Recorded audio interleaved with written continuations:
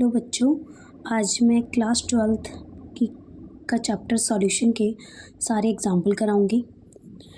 First question है, calculate mole fraction of ethylene glycol C2H6O2 in a solution containing 20% of ethylene glycol by mass. यहाँ पे जो 20% given है उसको आप लिखोगे 20/100। 20 जो ऊपर है वो मास ऑफ सॉल्यूट लिखोगे इन ग्राम, और नीचे जो 100 लिखा हुआ है जो परसेंटेज का आया है उसे लिखोगे mass of the solution. Mass of solvent कैसे निकालोगे? मास ऑफ सॉल्यूशन में से मास ऑफ सॉल्यूट माइनस कर दोगे तो मास ऑफ सॉल्वेंट आ जाएगा। नेक्स्ट है इथाइलिन ग्लाइकोल का मोल फ्रैक्शन निकालना है। We know that mole fraction of A equal to number of moles of A upon में number of moles of A plus में number of moles of B. Mole fraction ethylene glycol का निकालना है तो number of moles of ethylene glycol लेंगे, दूसरा number of moles of ethylene glycol plus में number of moles of water. अब तुम पूछोगे इस क्वेश्चन में वाटर तो बोला ही नहीं है तो वाटर क्यों लिया है? तो बेटे अगर दूसरा सॉल्यूशन ना गिवन हो तो हम वाटर ही कंसीडर करते हैं। ओके, नेक्स्ट है मोलर मास कैसे निकालें। इथाइलिन ग्लाइकोल क्योंकि नंबर ऑफ मोल्स होता है मास अपॉन में मोलर मास, तो मास तो 20 है, ये मोलर मास तो इथाइलिन ग्लाइकोल का है। कैसे आएगा? तो इथाइलिन ग्लाइकोल का यहाँ साइड में निकाल दिया मैंने C2H6O2। 2 कार्बन है तो 2 कार्बन, 6 हाइड्रोजन है तो 6 हाइड्रोजन, ऐसे लिख लो। 2 ऑक्सीजन है तो 2O। 1 कार्बन का 12 होता है तो 2 कार्बन का कितना होगा? 24। 6 1 हाइड्रोजन का 1 होता है तो 6 हाइड्रोजन का कितना होगा? 6। 2 ऑक्सीजन तो 1 ऑक्सीजन का कितना होता है? 16। तो मल्टीप्लाई कर दो और इन सबको जोड़ दो, आंसर आ जाएगा 62U। बेटा आप इस U को ग्राम पर मोल भी लिख सकते हो, मतलब आप ऐसे लिख सकते हो 62 ग्राम पर मोल। नेक्स्ट, अब इसकी वैल्यू पुट करो। मास कितना था C2H6 का? 20 + 1 अपॉन में 62, अगेन 20 अपॉन में 62। मास ऑफ वाटर कितना था? 80 अपॉन में वाटर का मॉलिक्यूलर मास कितना होता है? 18। कैसे निकालते हैं? सेम जैसे ये निकाला है तो H2O को ऐसे लिख सकते हो 2H + O, तो 2 × 1 + 16 तो 18 आएगा। 16 + 2 18U। देन आप इसे सॉल्व करोगे तो 0.068 आंसर आएगा। इसकी कोई यूनिट नहीं होती तो आपको मेंशन करने की ज़रूरत नहीं है। नेक्स्ट क्वेश्चन है second, calculate molarity of a solution containing 5 gram of sodium hydroxide in 450 ml solution। तो मास ऑफ सॉल्यूट तो 5 ग्राम गिवन है, इस तो वॉल्यूम 450 ml है। मोलैरिटी पूछा है तो आप मोलैरिटी का फॉर्मूला लगा दो। वी नो मोलैरिटी क्या होता है? Number of moles of solute upon में volume of solution. In ml लिखा है तो 1000 से मल्टीप्लाई कर दो। तो number of moles of solute कैसे निकालेंगे? मास अपॉन मोलर मास। मास कितना है सॉल्यूट का? 5 ग्राम। मोलर मास सॉल्यूट का कितना है? 40। सोडियम का 23 होता है, ऑक्सीजन का 16 होता है, हाइड्रोजन का 1 होता है। आप इन सबको ऐड कर दोगे तो 40U this one. And volume of solution 450 दे रखा है × 1000। देन आप इसे सॉल्व करोगे तो आंसर आएगा 5 अपॉन में 18 मोल। बेटा इसे आप चाहो तो पॉइंट में लिख सकते हो, अदरवाइज यहीं पर छोड़ देना। Next question number 3, calculate molality of 2.5 gram of ethanoic acid CH3COOH in 75 gram of benzene. अब बेटा 2 ग्राम दे रखे हैं तो इसमें से सॉल्यूट का मास क्या होगा? जो कम है, तो ये मास ऑफ सॉल्यूट हो गया। एंड मास ऑफ सॉल्वेंट क्या हो गया? 75 ग्राम। तो यहाँ पे मैंने लिखा मास ऑफ सॉल्यूट क्या है? वो ethanoic acid 2.5 gram, mass of solvent 75 gram, mass solvent क्या है? बेंजीन। तो मोलैलिटी का फॉर्मूला क्या होता है? Number of moles of solute upon में मास ऑफ सॉल्वेंट। ग्राम में लिया है तो 1000 से मल्टीप्लाई कर दो। तो number of moles of solute कैसे निकालते हैं? मास अपॉन में मोलर मास। तो गिवन मास क्या है? 2.5, और आप मास इथेनोइक एसिड का निकाल लो CH3COOH। तो यहाँ पर टोटल कार्बन कितने हैं? 2। तो मैंने यहाँ पे 2 कार्बन लिख लिया। आप ऐसे भी लिख सकते हो इसको, 2 कार्बन प्लस में हाइड्रोजन कितने हैं? 4 हाइड्रोजन है, प्लस में ऑक्सीजन कितने हैं? 2 ऑक्सीजन है। अब इन सबको जोड़ दो, 12, 1 कार्बन का 12 तो 2 कार्बन का 24, प्लस में 4 हाइड्रोजन 1 तो ये कितना गया? 4 ऑक्सीजन का 16 होता है, 16 टू 32। जब आप इसे ऐड करोगे तो 60 ग्राम पर मोल आ जाएगा। ठीक है, नेक्स्ट इसकी वैल्यू पुट कर दो। तो मास ऑफ सॉल्वेंट कितना, 75 इंटू 1000।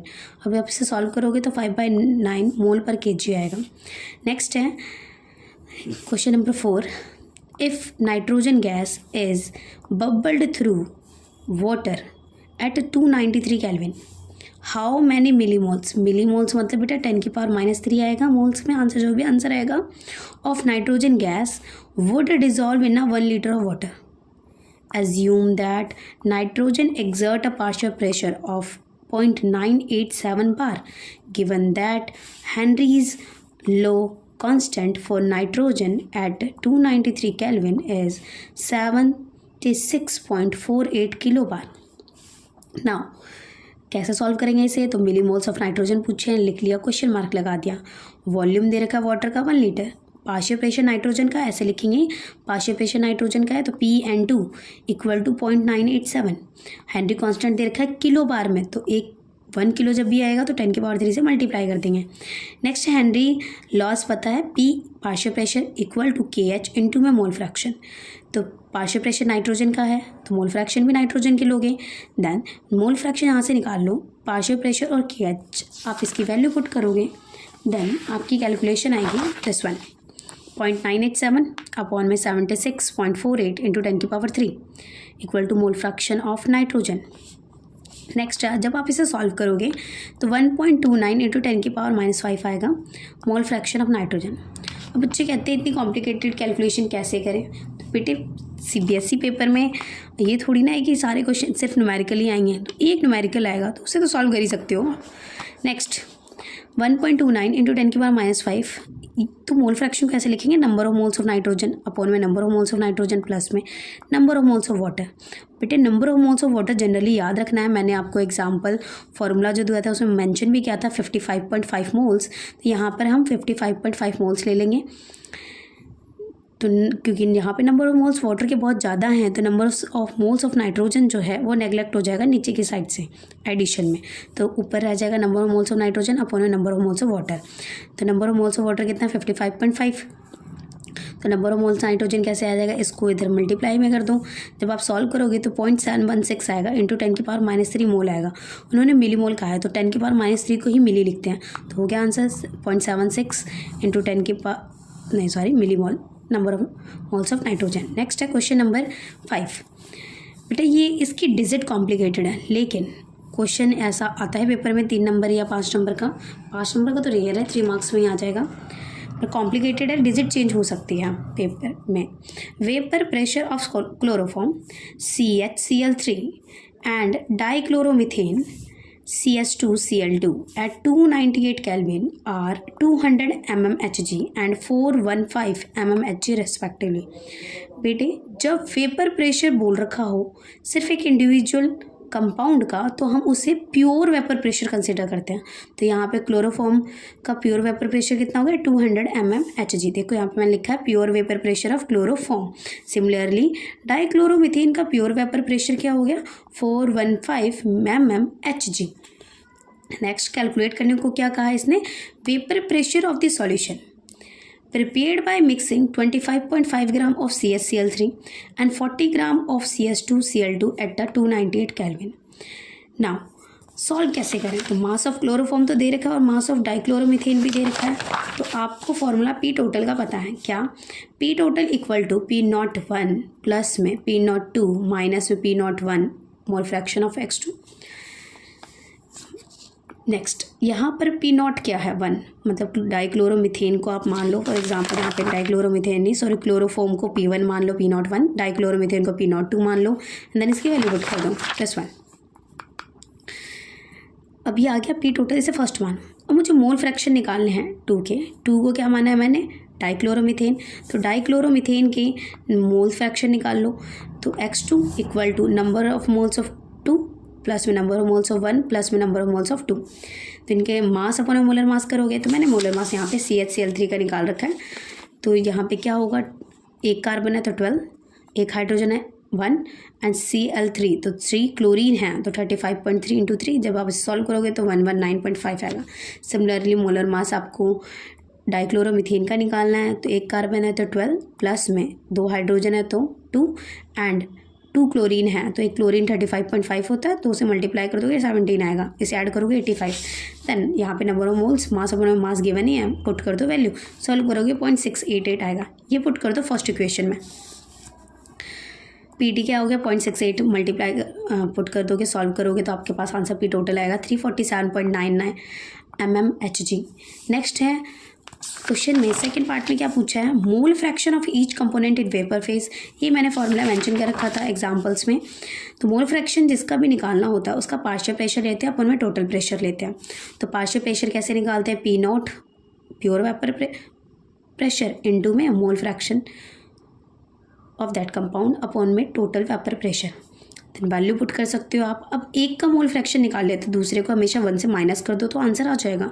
तो 1 माइनस 0.688 कर दो, देन इसे सॉल्व करोगे तो ये आएगा, देन इस पूरे कंप्लीट इक्वेशन को सॉल्व करोगे तो 0.18 आएगा।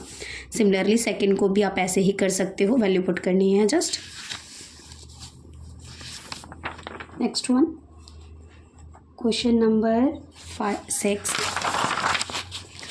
This one, vapour pressure of pure benzene at an certain temperature is 0.850 बार। मतलब वेपर प्रेशर प्योर बेंजीन का देखा, मतलब P0 गिवन है। Next a non volatile non electrolyte. Non electrolyte बोलने का मीनिंग है बेटा आई की वैल्यू 1 लेंगे, जब ये वर्ड मेंशन हो जाए तो आई इक्वल टू 1, ठीक है। तो solid weighing 0.5 gram when added to 39 gram of benzene. तो बेटा यहाँ पे मास ऑफ सॉलिड 0.59 ग्राम हो गया और मास ऑफ सॉल्वेंट कितना हो गया 39 ग्राम। देन बेंजीन का मोलर मास भी गिवन है। Then vapour pressure of the solution then as इतना। वेपर प्रेशर सॉल्यूशन का जब हमने सॉल्यूट ऐड कर दिया है तब कह रहा है 0.845 है, मतलब सॉल्यूशन का वेपर प्रेशर है, पहले प्योर था, जब उसमें कुछ ऐड कर दिया तो वो सॉल्यूशन का बन गया। तो वेपर प्रेशर सॉल्यूशन का देखा 0.85। देन कह रहा है मोलर मास बताओ सॉलिड सब्सटेंस का। तो कैसे करेंगे, विनो करके लिख दोगे, आपको फार्मूला पता है रिलेटिव लॉरिंग वेपर प्रेशर का, P0 माइनस PS अपॉन में P0 N2 अपॉन में N1। वैल्यू पुट करो, नंबर ऑफ मोल्स सॉल्यूट के बोले हैं तो मास अपॉन में मोलर मास, सॉल्वेंट के बोले हैं तो मास अपॉन में मोलर मास। देन इस M को आप सॉल्व करोगे तो आपके पास आंसर आएगा 170 gram per mole. Question number 1.7, 18 gram of glucose is dissolved in 1 kg of water in a saucepan. At what temperature will water boil at 1.013 bar? Kb for water इतना। तो कह रहा है 18 ग्राम ग्लूकोज है, उसे dissolve किया जा रहा है 1 kg ऑफ वाटर में। तो मुझे टेम्परेचर बताना है वाटर का, तो कैसे बताएंगे। मास ऑफ सॉल्यूट 18 ग्राम है, गिवन है। मास ऑफ सॉल्वेंट केजी में गिवन है, उसे ग्राम में, यूनिट हमेशा सेम होनी चाहिए।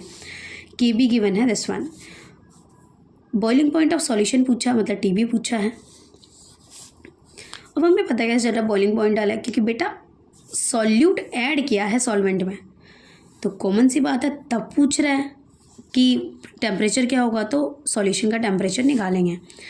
तो आपको पता है जैसे कि del T B equal to KBM होता है, तो डेल TB को लिख सकते हैं TB माइनस T0 भी, मतलब बॉइलिंग पॉइंट जो है टेम्परेचर वो सॉल्यूशन का होगा, माइनस में प्योर सब्सटेंस का होगा boiling point, equal to 0.52 value put कर दो। मोलैलिटी आपको निकालने आती है, number moles of solute upon में सॉल्वेंट। सॉल्वेंट यहाँ पे 1000 ग्राम दे रखा है तो ग्राम में है तो 1000 से मल्टीप्लाई करेंगे, कट।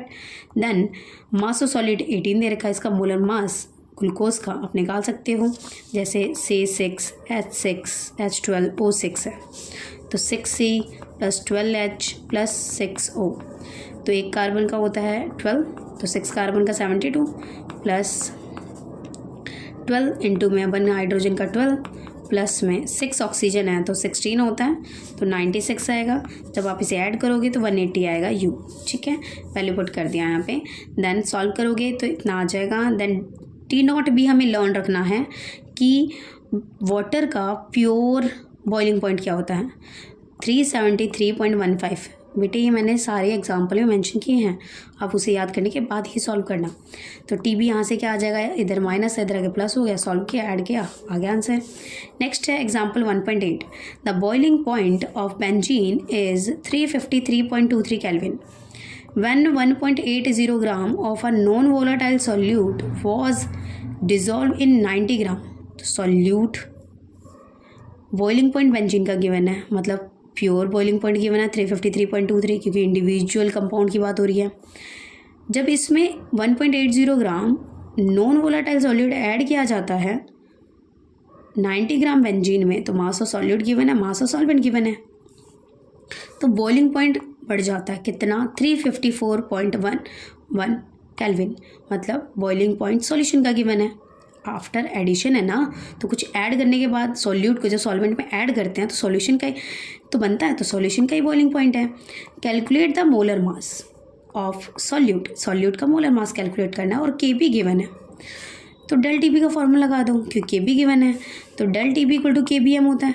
के बी की वैल्यू दे रखी है 2.53, और एम कैसे निकालते हैं, molality, number of moles of solute upon में मास ऑफ सॉल्वेंट 2000, अगर मास ऑफ सॉल्वेंट ग्राम में है तो mass of number of moles कैसे निकालते हैं, मोलर गिवन मास अपॉन में मोलर मास, तो गिवन मास 1.80 है, मोलर मास पूछा हुआ है, वैल्यू पुट करो, T B minus T naught B, मतलब जितना था पहले और उससे बढ़ गया, तो डेल टी बी आ जाएगा माइनस करके, तो इसकी वैल्यू आ जाएगी आपकी S1 354.11 माइनस 353.23। जब सॉल्व करोगे आप तो आपके पास आंसर आ जाएगा 57.5 ग्राम पर मोल। नेक्स्ट क्वेश्चन है 1.9, 45 gram ethylene glycol is mixed with 600 gram. तो बेटा मास ऑफ सॉल्यूट क्या हो गया 45 ग्राम, मास ऑफ सॉल्वेंट क्या हो गया 600 ग्राम। तो कह रहा है फ्रीजिंग पॉइंट डिप्रेशन बताओ, तो freezing point depression word use किया तो डेल टी एफ बताना होगा। तो फॉर्मूला क्या होता है, we know del T F equal to K F M. तो बेटा यहाँ पे सब गिवन है, मैंने साइड में लिख दिया है, मास ऑफ सॉल्यूट गिवन है, मास ऑफ सॉल्वेंट गिवन है। देन मुझे मोलैलिटी का फॉर्मूला पता है, number of moles of solute upon mass of the solvent, mass of the solvent तो गिवन है 600, number of moles of solute कैसे निकालते हैं पता ही है, गिवन मास अपॉन मोलर मास। अब गिवन मास कितना है 45 ग्राम, और इथाइलिन ग्लाइकोल का मोलर मास निकालने की जरूरत है, फिर मैंने साइड में मोलर मास निकाला, C2H6O2 है, तो 2 कार्बन हो गए, 6 हाइड्रोजन हो गए और 2 ऑक्सीजन हो गए। एक कार्बन का 12 होता है, हाइड्रोजन का 1 होता है, ऑक्सीजन का 16 होता है। मल्टीप्लाई करोगे, सॉल्व करोगे 62 आएगा। यहाँ पे सॉल्व करने के बाद मोलालिटी आएगा 1.2 मोल पर केजी। तो del T F equal to K F M, then इसमें वैल्यू पुट कर दो आप। और के एफ वाटर के लिए आपको याद रखना है, देखो इस क्वेश्चन में गिवन नहीं है, इसीलिए मैंने आपको मैंशन कर दिया था एग्जाम्पल में ही कि ये याद रखना है। Del T F equal to 2.2 kelvin, यहाँ से आ जाएगा जब आप सॉल्व करोगे। नेक्स्ट पूछ रहा है फ्रीजिंग पॉइंट सॉल्यूशन का बताओ। तो बेटा सॉल्यूशन का फ्रीजिंग पॉइंट कैसे निकालेंगे, तो del T F equal to होता है T naught F minus T F, और फ्रीजिंग पॉइंट वाटर का क्या होता है 0 डिग्री सेल्सियस, सेल्सियस में है, अगर कैल्विन में लिखना है 273.15 केल्विन पूरा भी लिख सकते हो, अदरवाइज आप सिर्फ 273 केल्विन भी लिख सकते हो। तो 2.2 इक्वल टू 273.15 माइनस में टी एफ की वैल्यू निकाल लोगे तो आंसर आ गया। Next one, sorry, question number 10, 1 gram of non electrolyte solute dissolve in 50 gram benzene, lower the freezing point of benzene by इतना। बेटा लोअर द फ्रीजिंग पॉइंट मतलब डिप्रेशन, लोअर का meaning depression, depression freezing point दे रखा है, मतलब del T F दे रखा है 0.40 केल्विन, और यहाँ पे मास ऑफ सॉलिड गिवन है क्योंकि कम है, और ये ज़्यादा है तो मास ऑफ सॉल्वेंट गिवन है 50 gram. Next, the freezing point depression constant, freezing point depression constant क्या होता है के एफ कितना गिवन है 5.12 केल्विन केजी पर मोल। कह रहा है मोलर मास बताओ, तो डेल टी एफ की बात की है तो डेल टी एफ का फॉर्मूला लगा देंगे, del T F equal to K F M, then del T F 5.12, then molality आपको निकालने आती है, number of moles of solute upon mass of solvent. तो नंबर ऑफ सॉल्यूट जो है उसे आप लिख सकते हो mass of solute upon molar mass of solute, और इससे मैंने काट दिया 5 2 जा 20 आ गया, देन ये 5.1 है, वैल्यू पुट कर दी। अब यहाँ पे मास ऑफ सॉल्यूट तो पता था कितना है 1 ग्राम, और मास मोलर मास कितना है m, देन इस पूरी टर्म को ये ऊपर है तो यहाँ के नीचे हो जाएगी, यहाँ पे लिख दिया, देन इसे सॉल्व करोगे तो 256 ग्राम पर मोल आएगा। Next one 1.11, 200 centimetre cube of an aqueous solution. अब अब बेटा देखो ये कह रहा है 200 सेंटीमीटर क्यूब है एक्वस सॉल्यूशन। मैंने आपको बताया था सेंटीमीटर क्यूब होगा तो वॉल्यूम गिवन है, तो वॉल्यूम कितना गिवन है 200 centimetre cube. Of a protein contain 1.26 gram of protein, तो मास ऑफ सॉलिड कितना है 1.26 gram. Osmotic pressure of such solution, वो कह रहा है ऑस्मोटिक प्रेशर जो ऐसे सॉल्यूशन का है जो 300 केल्विन पर पाया गया है वो है 2.57 × 10⁻³ bar. Calculate the molar mass of protein. अब ऑस्मोटिक प्रेशर की बात की गई तो ऑस्मोटिक प्रेशर का फॉर्मूला लगेगा पाई इक्वल टू CRT। पाई तो गिवन है, टी भी गिवन है, सी कंसंट्रेशन होता है, तो कंसंट्रेशन क्या होता है number of moles upon volume, और आर आपको याद रखना है 0.083 होता है इंटू 300। तो number of moles of solid कैसे निकालते हैं, मास अपॉन मोलर मास, और वॉल्यूम तो दे रखा है 200 और मास भी गिवन है 1.26। वैल्यू पुट करो, मोलर मास आ जाएगा, आप इसे कैलकुलेट कर सकते हो, आंसर आएगा 61022 U। नेक्स्ट वन,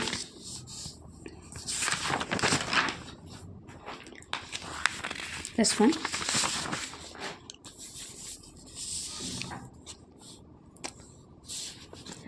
1.12 बेटा ये बहुत इंपॉर्टेंट क्वेश्चन भी है। रीज़न ये है प्राइवेट स्कूल में जनरली दिया जाता है, कैलकुलेशन लेंदी है, थोड़ी कॉम्प्लिकेटेड भी है, बट मैं ट्राई करूँगी बहुत आसानी से आपको समझ आ जाए। 1.12 2 gram of benzoic acid. Benzoic acid का फॉर्मूला दे रखा है, बाई चांस ना भी दे तो आपको याद होना चाहिए क्योंकि ऑर्गेनिक तो पढ़ती हो बेटा आप। Dissolve in 25 gram of benzene shows a depression in freezing point. 2 gram benzoic acid है तो मास ऑफ सॉल्यूट गिवन है, डिप्रेशन इन फ्रीजिंग पॉइंट बोला है, मतलब ΔTF गिवन है 1.62 केल्विन, मोलर डिप्रेशन कांस्टेंट बोला है, मतलब KF गिवन है 4.9 और मास ऑफ सॉल्वेंट 25 ग्राम।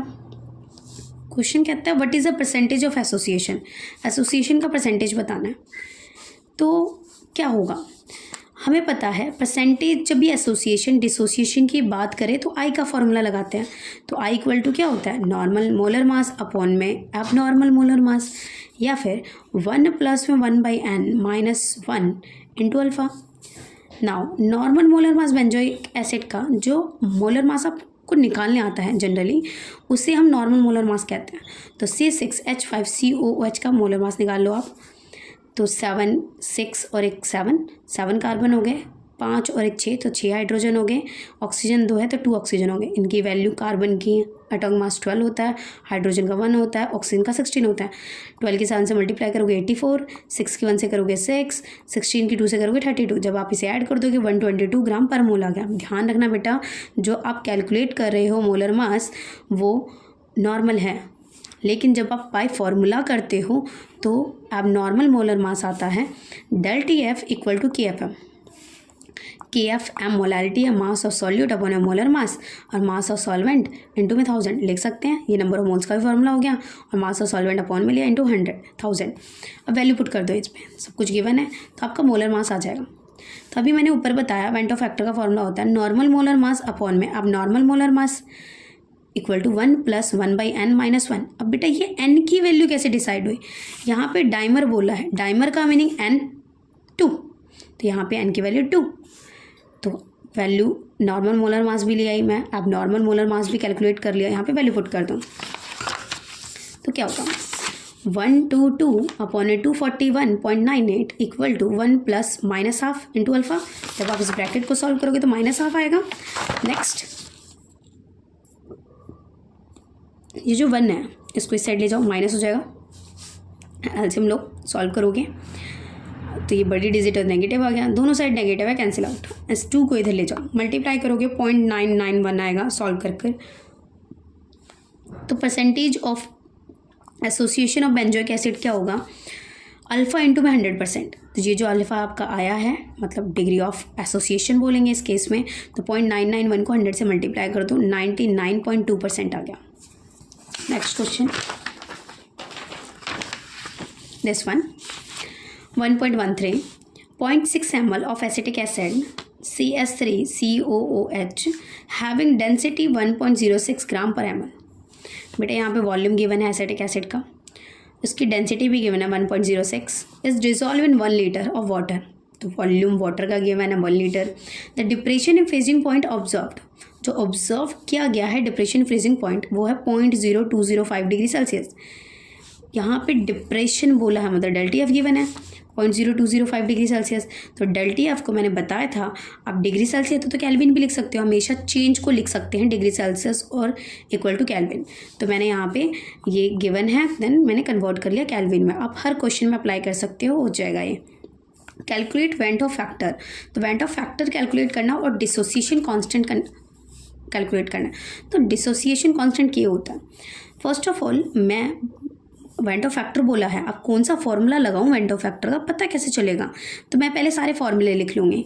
क्या? नॉर्मल मोलर मास अपॉन में abnormal molar mass, observed colligative property upon में calculated colligative property, total number of moles of particle after association dissociation, या फिर number of moles of particles before the association dissociation equal to 1 + n-1 into alpha equal to 1 + 1/n-1 into alpha. Here colligative property पता है हमें, depression freezing point होता है, तो मतलब मेरे को ये वाला यूज़ करना है। डिसोसिएशन कांस्टेंट बोला है तो ये वाला फार्मूला यूज़ करेंगे। बता चुकी हूँ मैं थ्योरी पार्ट में कि ये फार्मूला डिसोसिएशन के केस में यूज़ करते हैं। तो मैंने क्या किया, I equal to observed colligative property जो दे रखी है 0.0205, वर्ड भी यूज़ कर रखा ऑब्जर्व्ड, एंड अपॉन में कैलकुलेटेड जो हम डेल्टी एफ कैलकुलेट करेंगे। तो डेल्टी एफ होता है KFM, KF जो वाटर के केस में है वो 1.86 होता है, और मोलैलिटी कैलकुलेट कर लेंगे। कैसे करेंगे? अब इसे मैं मोलैलिटी में अलग से कैलकुलेट करती हूँ, तो फर्स्ट इक्वेशन मान लें। मोलैलिटी होता है number of moles of solute upon में मोलर मास इन केजी। तो number of moles of solute क्या लिखते हैं? गिवन मास अपॉन में मोलर मास। ये मास ऑफ सॉल्वेंट तो है ही, अगर आप केजी में रख रहे हो तो 1000 से मल्टीप्लाई करने की जरूरत नहीं है। तो मैंने बताया था अगर गिवन मास गिवन नहीं है डायरेक्टली और डेंसिटी, तो आप उसे लिख सकते हो डेंसिटी इंटू वॉल्यूम। तो डेंसिटी कितना है क्वेश्चन में गिवन है 1.06 और वॉल्यूम 0.6, और मोलर मास बेंजोइक एसिड का यहाँ बेंजोइक एसिड नहीं है, एसिटिक एसिड है, उसका आप मोलर मास निकाल लो, क्योंकि मास ऑफ सॉल्यूट तो है तो एसिटिक एसिड है, तो आप इसके निकाल लोगे। यहाँ पे कार्बन कितने हैं? 2, हाइड्रोजन कितने हैं? 4, ऑक्सीजन कितने हैं? तो आप कार्बन का 12 एटॉमिक मास होता है, हाइड्रोजन का 1 होता है और ऑक्सीजन का 16 होता है। तो 2 × 12 24, 4 × 1 4 एंड 16 × 2 32। जब ऐड करोगे तो 60 आएगा, then air put it, then solve जब करोगे तो 0.0106 m आएगा। तो वेंट ऑफ फैक्टर, क्योंकि इसकी यूनिट एम होती है, तो वेंट ऑफ फैक्टर क्या हो गया? इस फर्स्ट इक्वेशन में पुट कर दो इस वैल्यू को 0.0205 अपॉन 1.86 इंटू 0.0106। जब आप इसे कैलकुलेट करोगे तो 1.041 आएगा। आगे क्या कहा इसने? तो वेंट ऑफ फैक्टर तो आ गया, this one first answer. Second कहता है डिसोसिएशन कांस्टेंट बताओ, दिस वन। तो डिसोसिएशन कांस्टेंट का फॉर्मूला होता है कि A equal to C, dissociation constant का सिंबल है this one, C alpha square upon 1 minus alpha. Then बेटा अल्फा डिसोसिएशन के केस में मैंने बताया था I equal to 1 + n-1 into alpha होता है। तो I तो निकाल लिया, ये 1, और n कैसे निकालते हैं मैंने आपको सिखाया भी था फॉर्मूलाज में ही कि n निकालते कैसे हैं, अदरवाइज मैं बता देती हूँ एक बार और। जैसे CH3COH है, जब इसे तोड़ोगे तो CH3CO नेगेटिव प्लस में H पॉजिटिव आता है, तो यहाँ पे एक तो एसीटेट आयन हो गया और एक हाइड्रोजन आयन हो गया, तो टोटल नंबर ऑफ आयन्स कितने हो गए? 2। तो यहाँ पे n की वैल्यू 2, 2 - 1 1 अल्फा, 1 इंटू अल्फा, तो 1 को इधर माइनस कर दो 0.041 अल्फा। हेयर मैंने यहाँ पे एक कंडीशन लिख के काट दी, आप चाहो तो यूज़ कर सकते हो, नहीं तो कोई दिक्कत नहीं है। मैंने लिखा था कंसंट्रेशन इक्वल टू मोलैलिटी, ये तब ले लेना है जब आप 1 लीटर को 1 kg कंसिडर कर रहे हो, कर सकते हैं।